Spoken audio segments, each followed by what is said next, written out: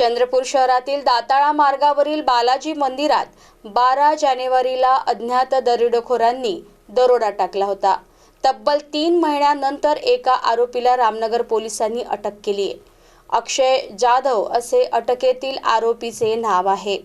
12 जानेवारीच्या रात्रीच्या सुमारास 4 ते 5 अज्ञात दरोडेखोरांनी मंदिरात प्रवेश करून सुरक्षारक्षक लहू चिकटे यांचे हातपाय तोंड दाबून त्यांच्या खिशातील रोख रक्कम, मोबाईल आणि दानपेटीतील 22,500 रुपयांचा मुद्देमाल घेऊन दरोडेखोर लंपास झाले होते। गुन्हा दाखल होताच पोलिसांनी आरोपींचा शोध घेण्यास सुरुवात केली, मात्र आरोपींचा थांगपत्ता लागला नाही।